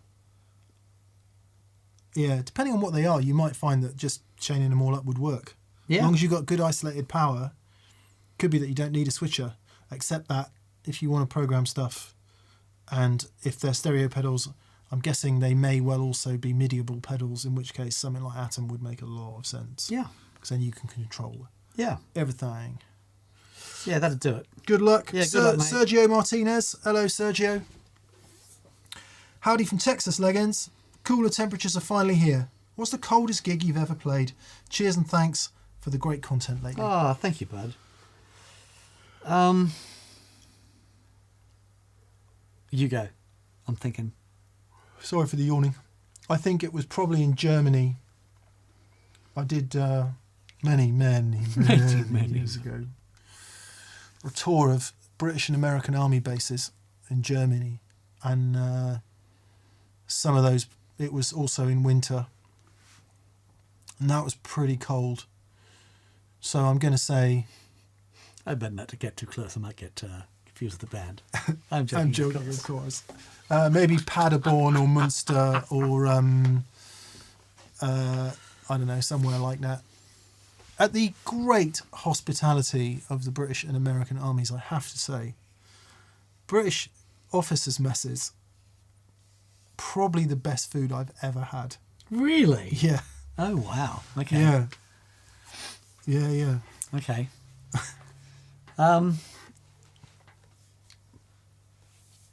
I don't know.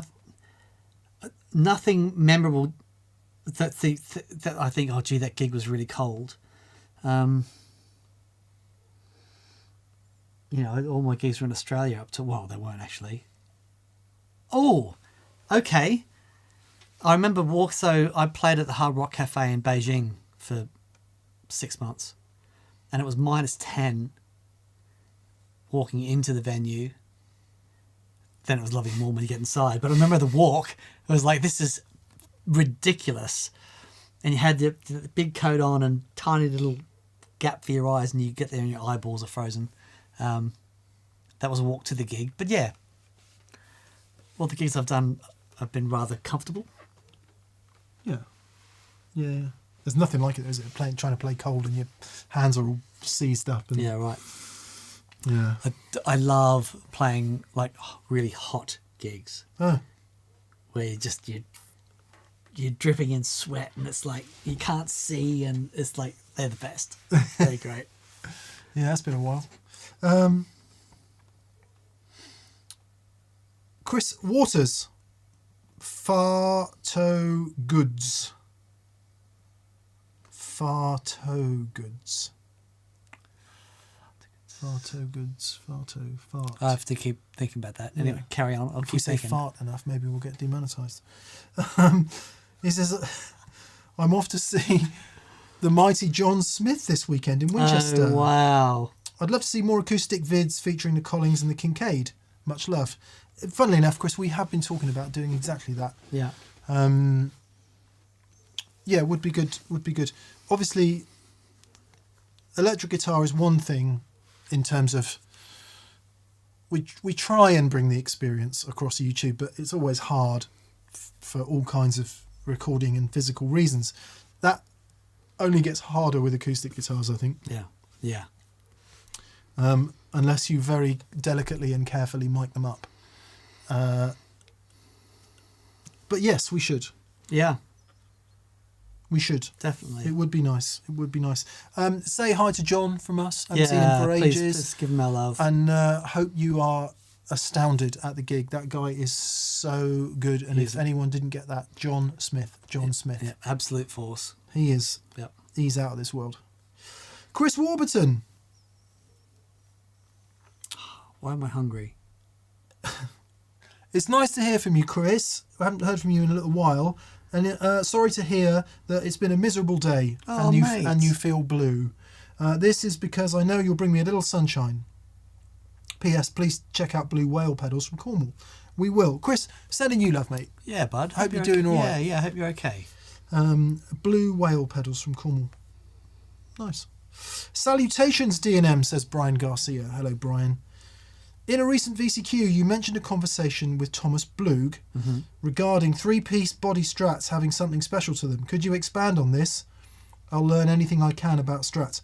I'm not going to respond to it because every time I say anything, this dude called VW comes down on me like a ton of bricks in the comments, accusing me of being a charlatan and not knowing what I'm talking about. So I'm saying nothing.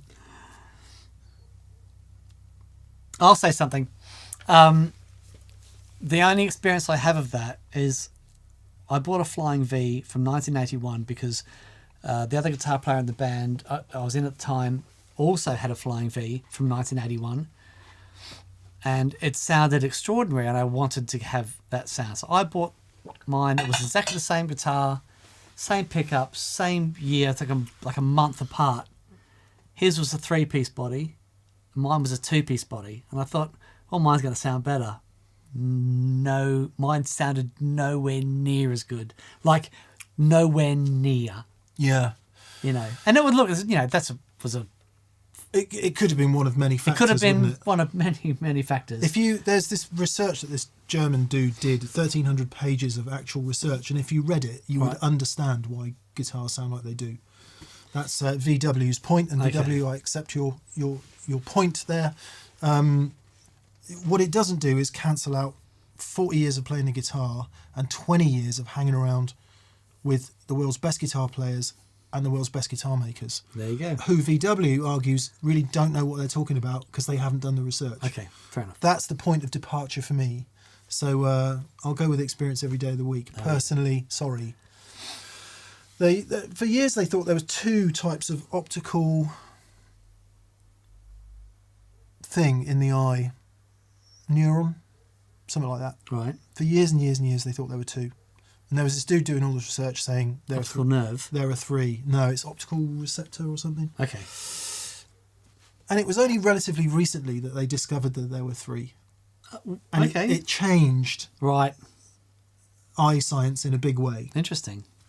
Forgive me not knowing the exact details. My point is that there's always more to learn about this stuff. Always more to learn. And relying just on the science, I don't know, is good, but if you have been playing the guitar for a long time and you do have experience, that's okay as well. Indeed.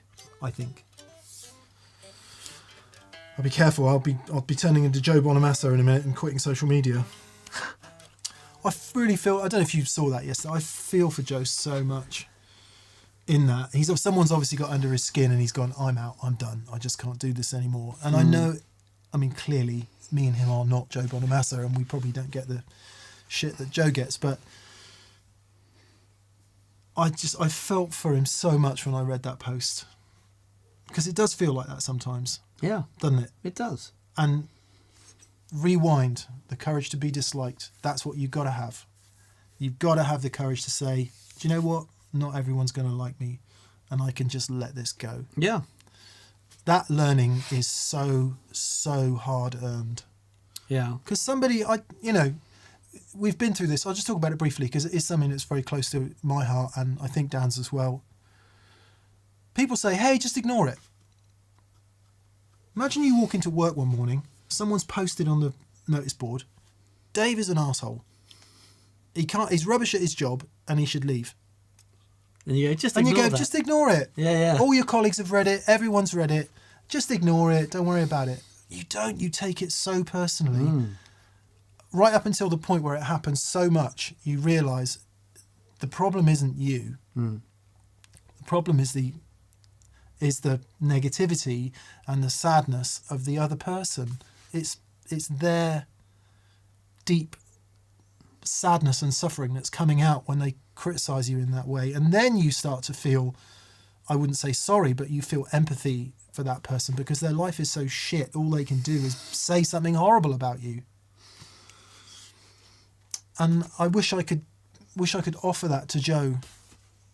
Yeah. But I mean, he gets it on a scale compared to us, Yeah. and we don't really get it anymore. So What's amazing about Joe is, anyone that's met Joe will know how much he loves guitars and loves everything involved with the guitars, and that is his whole world. He's so passionate about it. yeah, there's a few people who are agreeing with you here, Dan. Stanislas McGraver, Tony London, Tim Jarnig.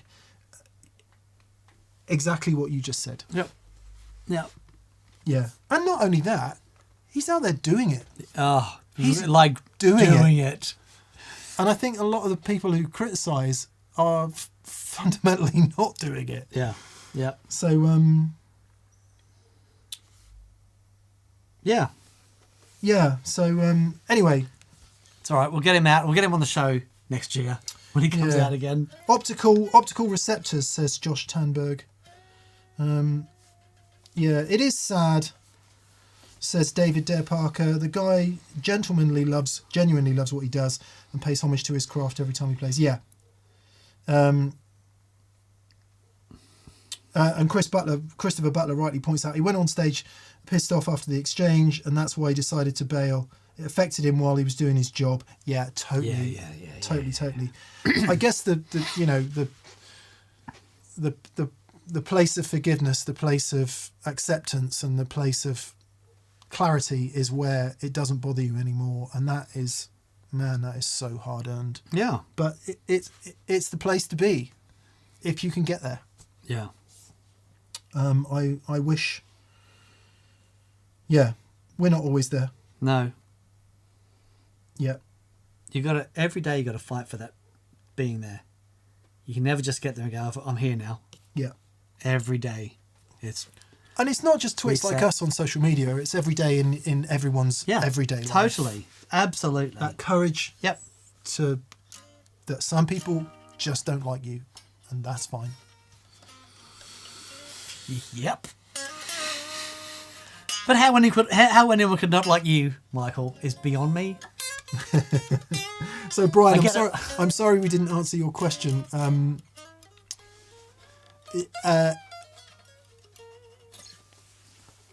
It was something that Andreas Klopman said to me, and as someone who's spent a lot of time with Strats, I have no reason to doubt him. So Yeah.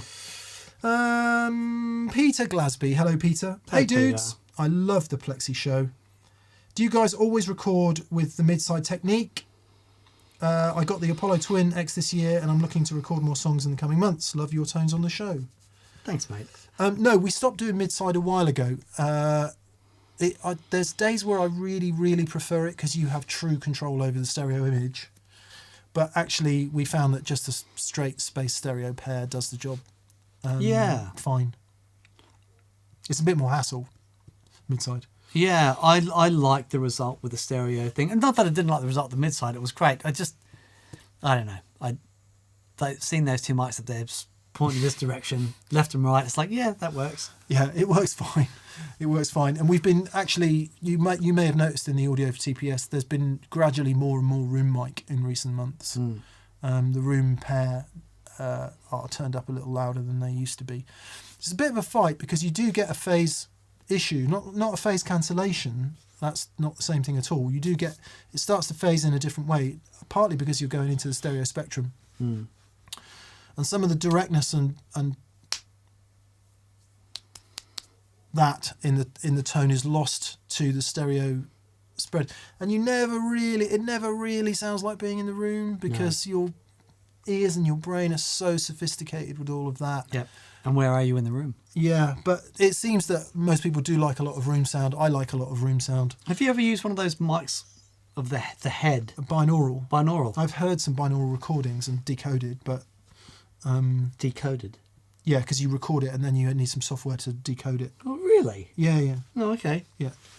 I just tape two microphones to your ears and To make it work in the stereo okay. spectrum, and yeah. Interesting. Yeah. Did you like it? I liked it so much I can't remember. Okay. I think once you've recorded enough stuff, you realise that it's always a compromise. Yeah. So you just like, well, it is a compromise. I can't make it perfect, so we'll just do it and move on. Have you ever done any surround stuff? No, don't know anything about that. Okay. That's really interesting. So I was at Stephen Wilson's house, and he said, "Come and sit in the magic chair."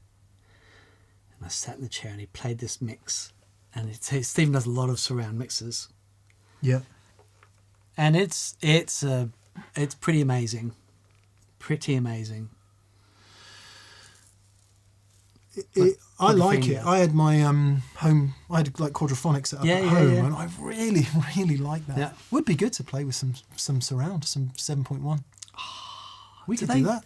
Does Logic does it all. YouTube support that? I don't know. That's an interesting Right. question. Does anyone know if YouTube supports what is it? 7.1. Used to be 5.1.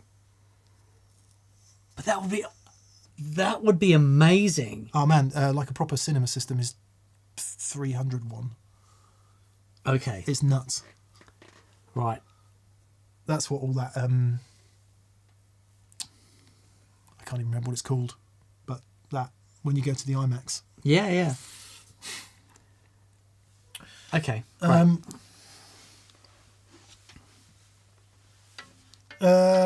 Nick, we've had some nice comments from Tim Lurch, among others. Hi, Tim. Hey, Tim. Thanks for being here. And Charlotte Helling and Todd Roy and lots of people just kind of chiming in on the whole Joe B thing and the general criticism of people saying very kind things, and I think we're in really good company here, and we appreciate you guys for being thanks, that way. guys. So thank you. Mike says they just added 5.1 like 2 weeks ago, so they do surround sound mixes. Oh, that's interesting. So there's 4 audio channels then? Is that right? Well, 5.1 would be center, 2 sides. And 2 in the back. And 2 in the back. Oh, there should be a sub in there as well. So maybe it's left, right, sub, and 2 in the back. Oh, come on. Yeah. Let's take the amount of work that you do at the moment and let's add. That's exactly where I was going with that, Dan. I was trying not my sorry PTSD keeping it down. Yeah. But I've got used to identifying the ticks now whenever I say something. Okay. It'd be totally worth trying. It'd be great. My only problem is that most home cinema systems suck. They sound awful to me because they're not set up properly. Mm. At least if you know you're listening in a good stereo environment on a decent system, you can. Yeah. It's just that thing we're constantly trying to get the experience of as close as we can of actually being sat in here. It's like I wonder how close you'd get with a really good surround sound system. It'd be a really interesting thing to try out. It might. I think the only way of doing it is to play it loud or wear a rumble vest. Yeah. Because it's the physical you don't get. Yep.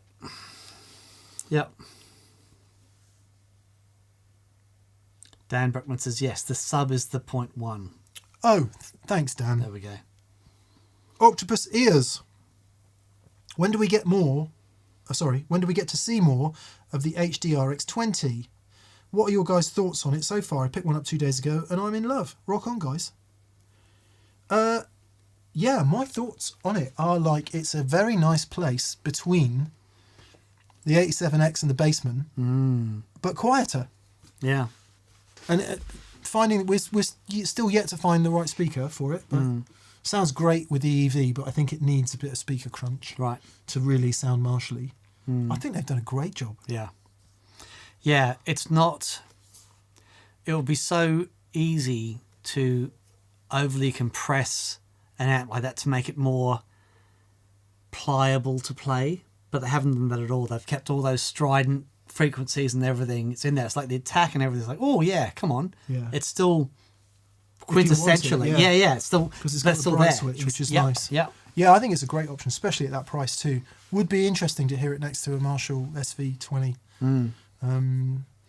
Yeah, nice. Congratulations. Plexico, Duncan. Hey, buddy. He says, hi, just getting my super chat in under the wire. Wanted to wish the TPS family an early holiday thank you. Season's greetings, yeehaw. Oh, thanks mate. Is it Thanksgiving this coming weekend? It's very soon. It might be. Because that's what Black Friday's all about, isn't it? Amazon invented Black Friday and then America decided it needed a Thanksgiving event to tag on the back of it. Is that the way it goes? Probably. Yeah, probably. You know, back in the dawn of time, Amazon invented Black Friday. Okay. Yeah. And the Americans said, we need to be thankful for this. Come on, mate. I'm sorry. If you give me a spade, I'll just keep digging. I just recently watched a documentary on it. I'm going, I don't remember any of that in it. Oh boy. If it is American Thanksgiving this weekend, we hope you have a lovely time and manage to give thanks and spend time with your loved ones. Josh Tambo says Thanksgiving is Thursday here in the States. Oh, that's lovely. Okay. Yeah. Nice. Are you looking forward to the break? If we manage to have one, then yes. Okay. Why would you not manage to have a Christmas break? Because we don't get enough shows filmed. Okay. So that must happen. But we're doing it. We've got a couple in the bag. We've got one in the bag. And we need about 4 or 3. Okay. Yeah, but it's only... Okay, all right. That was my passive-aggressive way of telling Dan we really, really need to get some shows filmed. Okay. But having said that, though, sorry, to be more open about it, if we haven't got enough, I'm just going to turn off anyway. Yeah. I think is the right thing. Yep. Do you? I've got to lie down. Because you know, mate, this work is so heavy and difficult. But it is. It's not. It takes a long time. It does take a long concentrated effort. It does take a hard long work. time, but I'm past being stressed by it. Yeah. I don't get No, stressed by it I anymore. think we absolutely, because I've got to have some horizontal time. Yeah, well, you've got a flipping, a company to run, and that's a different thing. I don't have any of that. I just You have to, do. You're running this. Well, it's not quite the same. We don't have any employees or anyone phoning in saying, "Oh, I'm sorry, my dog's only got one toe today. I can't come into work," or, sorry, I don't know if the gig rig employees are like that. When I had people who I was responsible for, it was, if you had 20 people, basic probability alone means 2 of them aren't coming in today. Right. And Yeah. oh, Yeah. God, it used to drive me nuts. Anyway, so I don't have that anymore. Are You you just looking? have me to deal with. Are you looking? Yeah, you're like 25 people who don't bother to turn up.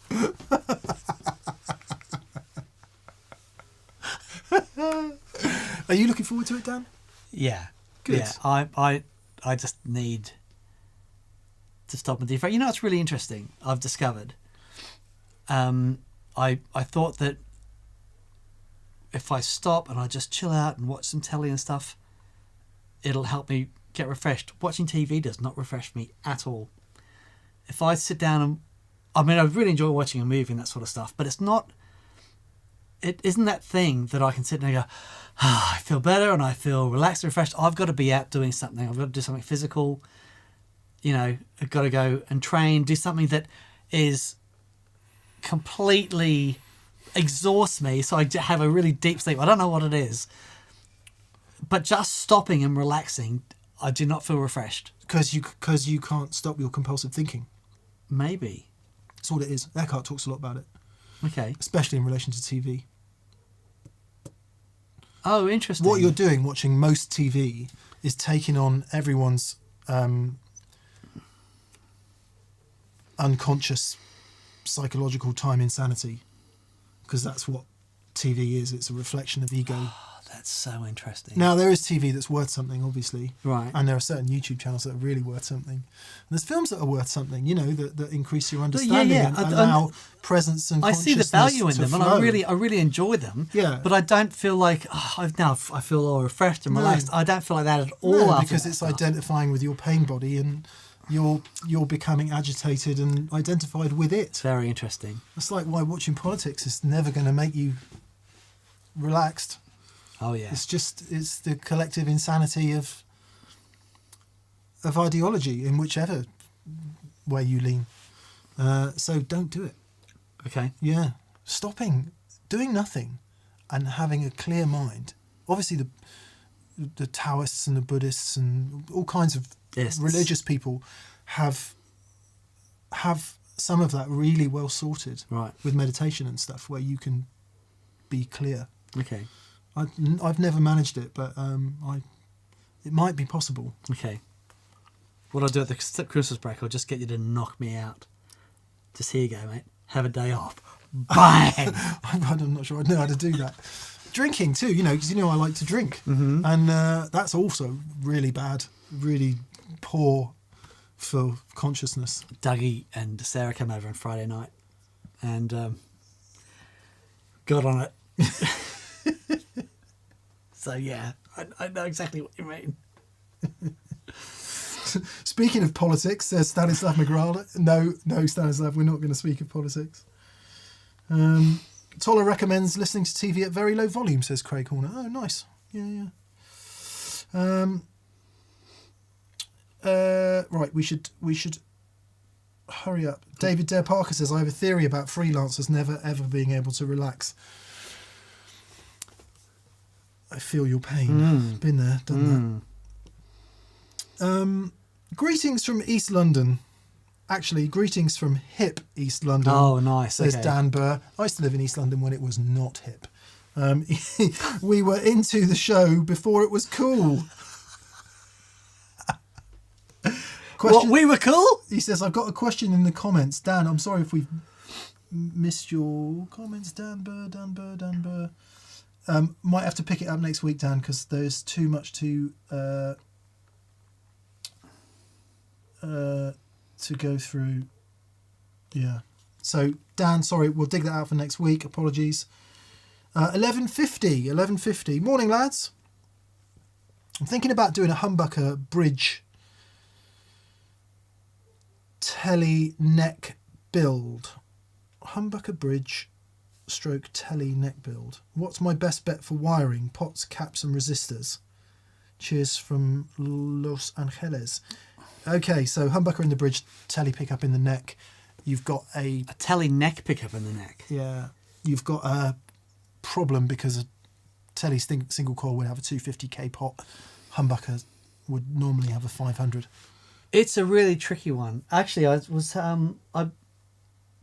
caught up with Mark from RX4 the other night. He was at the gig. Nice. And we had a chat. And that thing of pairing a humbucker and a single coil is a tricky thing to do. And especially a telly neck pickup and a humbucker, because the telly neck pickup is notoriously low output, and it has a bunch of issues like, having the metal cover introduces a load of. Could you just do a four pot thing?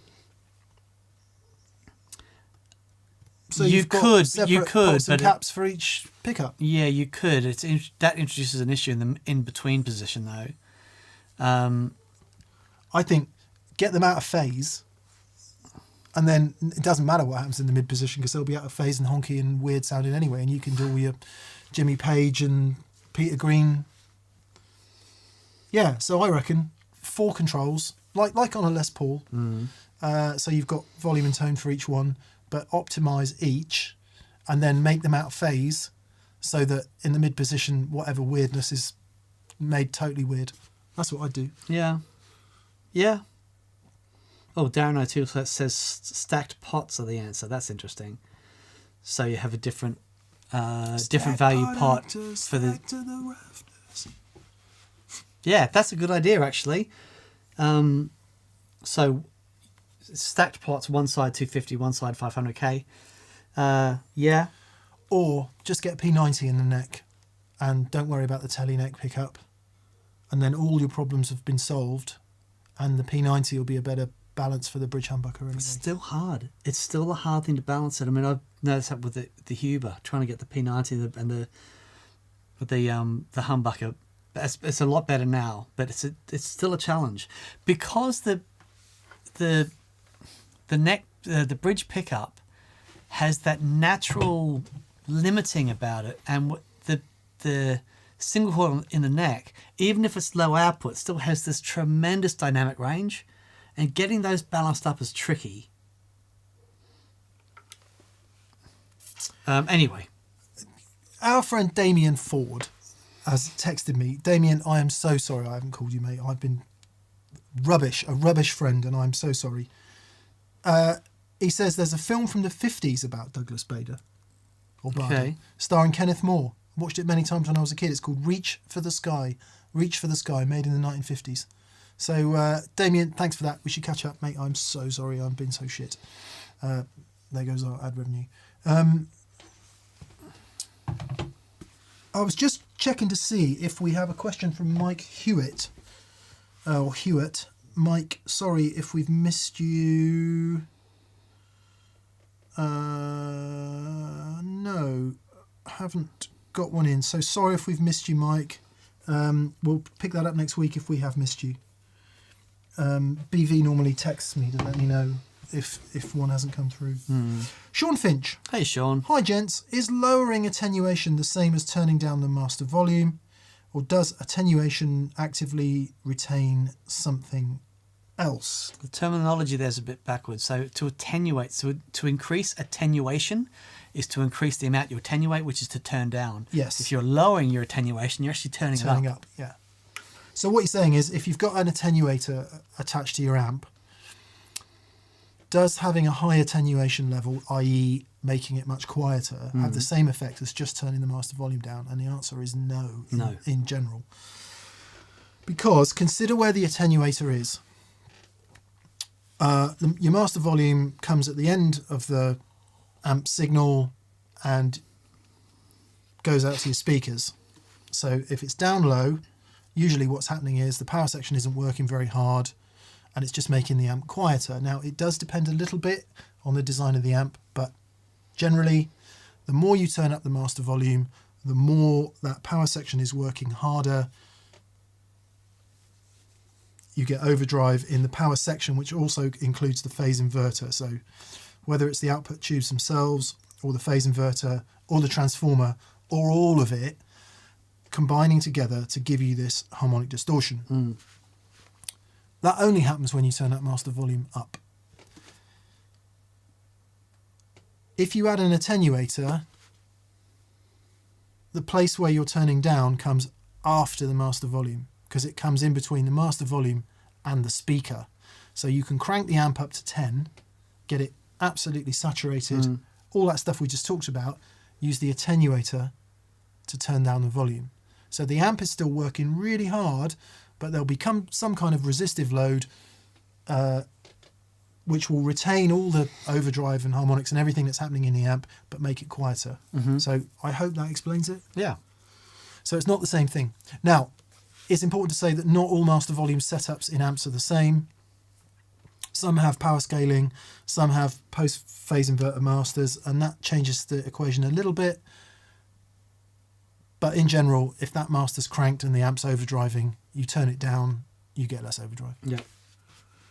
Yep. Oh, PMod says, I never heard about bridge pickups having a natural limiter effect. It's not about the bridge pickup, it's about a humbucking pickup. A humbucking pickup reaches its max voltage output quicker than a single coil. I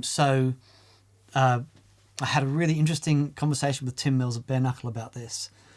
And just the design of the humbuckers, they, you know, as you dig in with a humbucker, they'll get to their max output faster, and therefore the dynamic range is less than a single coil. Single coil, as you dig in, they tend to go higher and higher. Obviously, they have a max output point as well.